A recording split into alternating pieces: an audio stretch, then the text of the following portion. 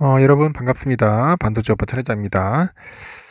이제 또 아침이 밝아왔습니다. 좀 정신없이 또 하루를 이제 시작하게 되었네요. 또 여러분들과 함께하는 시간이기 때문에 또 한번 달려보도록 하겠습니다. 토요일인데 제가 또 토요일 날 좀 일이 있어서 좀 일찍 일어났어요.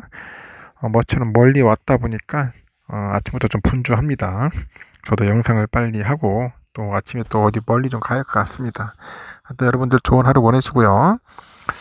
우리가 인간관계에 그 능숙한 사람들의 그 7가지 특징이 있어요. 7가지 특징. 그거에 대해서 한번 잠시 여러분들에게 이야기를 들려드릴까 합니다. 첫 번째, 모두와 친하게 지내려고 하지 않는다. 모두와 친하게 지내려고 하지 않는다. 인간관계에 능숙한 사람들이 실제로 친하게 지내는 사람은 많지는 않다고 하네요. 그들은 인간관계에 쓸 수 있는 에너지가 한정돼 있음을 잘 알기 때문에 소중한 사람한테는 더 많은 에너지를 이제 쏟는다고 합니다. 두 번째는 긍정적이고 행복한 기운을 발산한다. 그럽니다. 행복해하는 그런 사람을 만나면은 나의 행복도도 이제 15% 정도 올라간다고 해요. 그래서 인간관계에 능숙한 사람들은 언제나 긍정적이고 낙천적이면서 이제 그 기운을 이제 상대에게도 전달을 한다고 합니다. 세 번째는 시간을 들여서 구체적인 노력을 한다고 하네요. 인간관계에 능숙한 사람들은 아무 일 없는 그 평상시에도 꾸준히 관심을 가져주는 것이 중요하다는 것을 알고 있어요. 그래서 그 관심이 대단한 것일 필요는 없어요. 문자 한 통이나 뭐 차 한 잔으로도 충분하다는 거죠. 충분하다. 네 번째, 늘 자신을 낮추고 상대를 높인다고 합니다. 인간관계에 능숙한 사람들은 상대를 높여주고 존중해주고 해서 한다고 해서 내 지위가 이제 낮아지는 것은 아님을 알 수 있는 거죠. 그들은 내가 대접받고 싶은 대로 타인을 이제 대접하라는 그런 말을 이제 실천을 하는 겁니다. 다섯 번째는 열등감과 피해의식이 없어요. 인간관계에 능숙한 사람들은 잘나고 못난 것은 상대적입니다. 그래서 서로를 있는 그대로 인정하는 것이 이제 관계의 핵심이라고 합니다. 그래서 열등감과 피해의식이 없다. 열등감하고 피해의식이 없다는 거죠. 참 재밌네요. 그리고 여섯 번째는 말하는 것보다는 듣는 것에 능숙하다네요. 인간관계에 능숙한 사람들은 누군가와 진심으로 가까워지기 위해서는 나보다는 그런 상대의 이야기에 더 많은 관심을 가져줘야 한다는 것을 안다고 하죠. 그래서 말하기보다는 듣기에 더 능숙하다고 합니다. 일곱 번째는 누구의 탓도 하지 않는 거예요. 관계를 맺다 보면은 예기치 않게 누군가의 잘못으로 안 좋은 일들이 생기곤 해요. 이런 때 인간관계에 능숙한 사람들은 안 좋은 일의 책임 소재를 찾기보다는 해결할 수 있는 그런 방법을 이제 먼저 찾아야 돼요. 해결만 찾아야 합니다. 알겠죠? 한번 제가 이야기해 준 거를 한번 잘 참고해서 그 인간관계 한번 써먹으면 좋을 것 같아요. 그래서 제가 말한 인간관계에 능숙한 사람들의 그 7가지 특징을 한번 잘 활용해서 여러분 삶에 한번 적용을 하신다면은 여러분의 그 삶이 좀 더 윤택하지 않겠나 하는 생각이 듭니다. 그러면 또 삼성의 이야기를 한번 다시 또 할게요. 지금 보니까 그 독일 베를린에서 1일부터 열린 유럽의 최대 가전전시죠. 이파 2023 그 삼성전자 부스에 이제 방탄소년단의 그 BTS 멤버 슈가가 그런 영상으로 깜짝 등장했다. 그런 얘기가 있는데 슈가는 삼성의 포터블 스크린이죠. 더 프리스타일 2세대를 최초 공개하는 전시 체험전 영상에 이제 등장을 한 겁니다.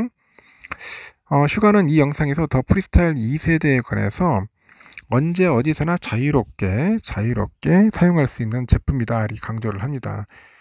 더 프리스타일 2세대는 동작 속도가 더 빨라지고요. 한층 더 강화된 사용성의 특징입니다. 메모리 용량을 늘리고 소프트웨어 최적화를 거쳐서 홈 UX하고 주요 앱 실행 속도도 향상이 됐어요. 특히 스마트 엣지 블렌딩 기술을 지원을 해가지고 2대의 제품을 사용해서 21:9의 탁 트인 화면을 이제 즐길 수 있다고 합니다. 더 프리스타일에는 기본적으로 삼성의 타이젠 OS가 탑재가 돼가지고 삼성 스마트 TV의 OTT하고 삼성 TV 플러스 그리고 컨텐츠를 동일하게 즐길 수 있다고 합니다. 그래서 이번 2세대 제품에는 삼성 고유의 게이밍 플랫폼 서비스 게이밍 허브도 새롭게 이제 도입이 되면서 포터블 스크린의 사용성을 이제 대폭 끌어올린 거죠. 삼성 갤럭시 엠버서더로 활동 중인 슈가는 갤럭시 외에도 삼성의 그런 다양한 제품들에 관심을 이제 보여온 것으로 알려졌다. 그렇게 보시면 될 것 같습니다. 요즘 이파에 관심들이 상당히 많은 것 같아요. 그러다 보니까 많은 사람들이 그쪽에 좀 많이 기울이고 있는 것 같아요. 주목을 받고 있고.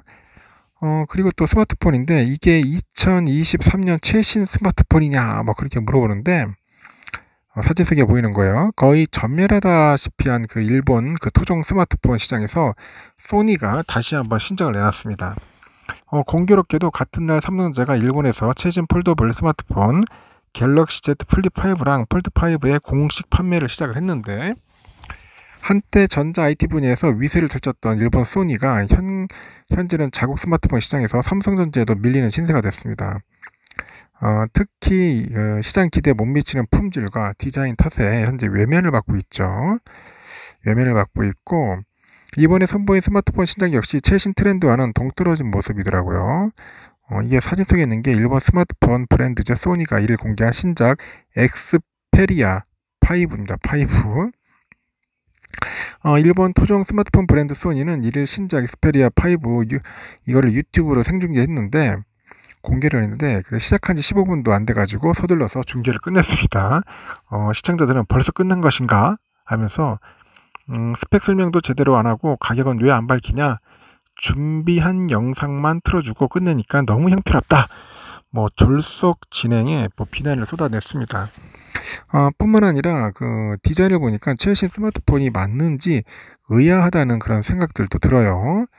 최근에 출시된 스마트폰과는 차이가 좀 있습니다. 특히 디스플레이 화면을 감싸는 테두리가 두꺼운 점이 눈에 띄고, 이날 소니의 그 엑스페리아 5의 공개를 지켜본 시청자가 거대한 그 베젤의 두께가 실망스럽다 그런 반응을 좀 보입니다. 베젤이 두꺼울수록 그만큼 실질적으로 보여지는 화면의 크기는 작아지고요.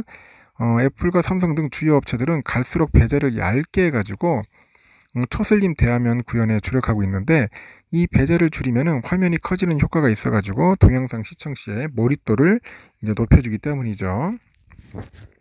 이렇게 소니는 유선 이어폰을 꼽을 수 있는 별도의 3.5mm짜리 이어폰 단자도 그대로 유지를 했는데 4, 5년 전부터 스마트폰 업체들은 화면을 넓게 만들기 위해서 이어폰 단자를 없애왔습니다. 그 단자를 제거하면은 그만큼 스마트폰도 두께도 줄일 수 있고요. 대신 충전 단자에 그 유선 이어폰을 꽂아가지고 이제 사용할 수 있도록 하고 있는 거겠죠. 근데 소니의 그 엑스페리아 5는 그 별도의 그 이어폰 단자를 그대로 유지한 탓에 두께도 타사 제품 대비 두껍다고 합니다. 소니가 그 홈페이지를 통해서 공개한 제품을 보니까 두께가 8.6mm, 무게는 182g, 갤럭시 S23보다도 두껍고 무거워요. 색상 역시 뭐 블랙, 블루, 플래티넘, 실버 등 3종에 불과해서 다채로운 컬러로 그 소비자를 공략하고 있는 애플과 삼성에는 상대적으로 이제 단촐하겠죠. 전작에서 트리플 카메라를 채택한 것과 달리 이번에는 듀얼 카메라를 탑재해서 후퇴했다 그런 평가도 있습니다. 메인 카메라는 4800만 화소라고 하네요. 보니까 이렇게 허접하겠는지 모르겠네. 소니는 퀄컴의 스냅드래곤 8 2세대 칩셋을 탑재했는데 배터리 용량은 5000mAh, 다만 가격과 출시일은 현재까지 공개하지는 않았습니다. 앞서서 일본의 그 토종 스마트폰의 다른 한 축을 차지하던 샤프가 그 대만의 폭스콘에 인수되면서 소니는 사실상 일본에서 유일한 토종 스마트폰으로 명맥을 겨우 이어가고 있습니다. 그런데 애플의 아이폰하고 삼성의 갤럭시폰, 구글의 픽셀폰 등 외산폰에 모두 밀리다 보니까 스마트폰 시장에서 존재감을 잃어버렸어요.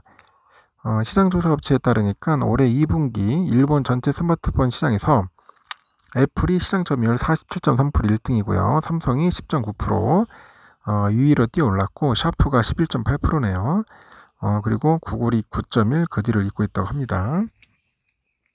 소니는 7.3%에 불과해가지고 사실상 자국민들도 외면하는 브랜드가 됐습니다. 지난해 일본 가전업체 발뮤다가 야심차게 스마트폰을 출시를 했는데 보니까 그 형편없는 그런 디자인 탓에 혹평을 받아가지고 결국은 5월달에 사업 철수를 선언했어요. 일본의 토종 스마트폰 브랜드가 사실상 거의 멸종 위기에 나와 있다. 멸종 위기, 그런 이야기를 하는 것 같습니다. 좀 안 됐어요 보니까. 그러니까 기술 개발에 소홀히 하면은 어쩔 수 없습니다. 삼성전자가 이르면은 그 다음 달부터 엔비디아의 이제 고성능 D램이죠. 그 HBM3를 공급을 합니다.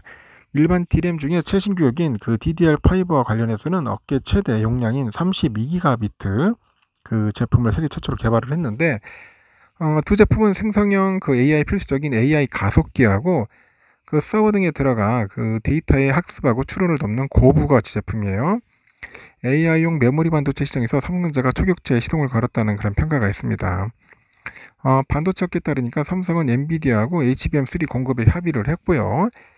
조만간 그 정식 계약을 체결할 예정입니다.